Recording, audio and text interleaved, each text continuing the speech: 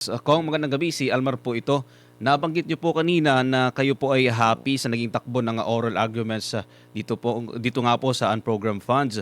Sa tingin po niyo, kung matatanggalan ng maskara na ngayon yung mga tunay na mastermind sa nangyayaring korupsyon ngayon dito sa ating bansa, Kong? Well, I cannot yet say na diretsyo na yan. No? Yung importante lang muna, yung ma-declare yan na unconstitutional. Then yun yung second step. Uh, um, pag ma-declare na yan na unconstitutional, the next step will be to study now the possible malversation, graft and corruption charges to those who perpetrated that, no? Kung sinong gumawa ng mga yan. So yung importante, yung first step muna, ito, ma-declare na unconstitutional yung ginawa doon sa budget. Mm. Kung yung mga pondo na nilipat para sa mga sinasabing malalaking proyekto umano, tumutugma po ba yung amount or yung visible po ba yung mga proyekto na yun, Kong, ngayon? Yes, may listing naman nakalagay yung amount, no? Nakasulat naman doon sa itemized GAA. Ang problema lang, ang number one question is kung kasama ba ito sa original development plan. Sa Philippine Development Plan, programa ba ito ng DPWH? Ito ba ay nakasama doon sa kanilang master plan? Kung kalsada, hindi ba ito magkakakos ng traffic? Makakatulong ba ito sa traffic?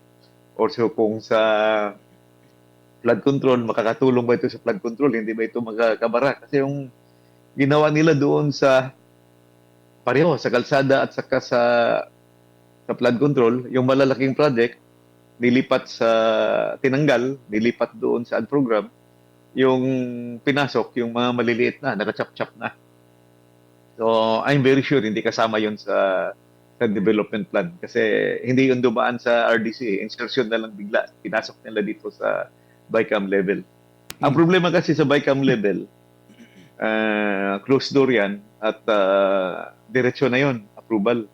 As compared kung dumaan yun sa debate, doon sa committee, dumaan sa debate sa plenary, dadaan pa yun sa House committee debate, dadaan pa yun sa House plenary debate, dadaan pa yun sa Senate committee debate at saka Senate plenary debate. Yung supposedly exception yung yung bicameral kasi theoretically yung pag-usapan lang sa bicameral conference committee, yun lang yung merong tinatawag na disagreeing provisions, yung hindi pareho. Sana pag if it's not included, if there's no disagreeing provision, kung pareho sila ng amount, dapat hindi na yun pag-usapan sa BICAM kasi pareho eh. Ang ginagawa, kahit pareho, binabago pa. So, it becomes a new chamber. So, I hope that with that, sana mai-ruling ng Supreme Court yun kasi as alleged, it could be an abuse of discretion.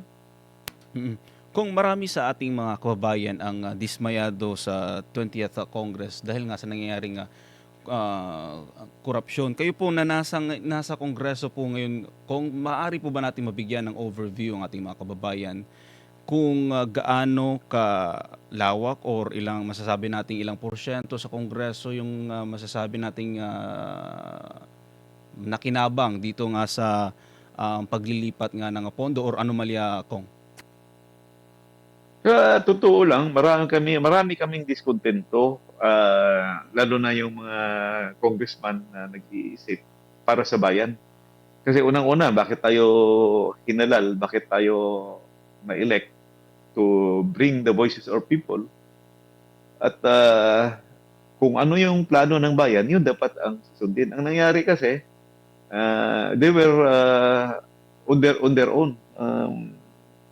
Puro kanya-kanyang sarili. In fact, very highly political itong nangyayari ngayon. Yung mga hindi kasama sa administrasyon, hindi sumusuporta sa majority, this is the second or third year kami na ako, taga Davao, zero kami doon. Wala kaming natatanggap na budget. Pareho sa hard at saka soft infra at saka yung mga assistance, no?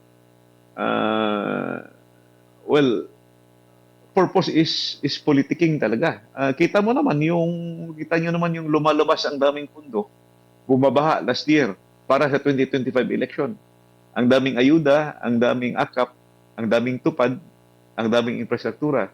Pero ngayon na may crisis, na kailangan mo mag-release ng marami, tipid na tipid. So, baliktad eh.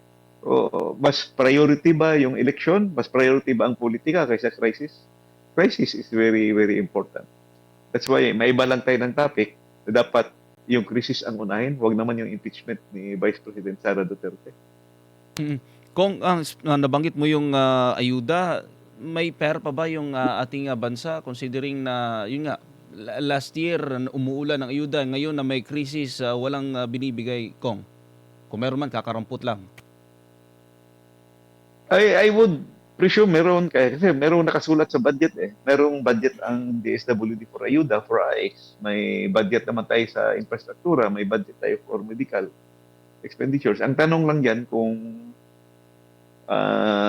is the collections enough? Is the revenues enough? Kasi bababa nga yung bagsak yung ekonomiya even before the Iran war crisis.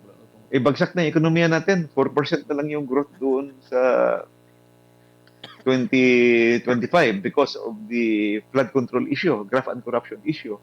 Lumalabas yung report na zero business confidence na ang Pilipinas at saka pabagsak na yung ating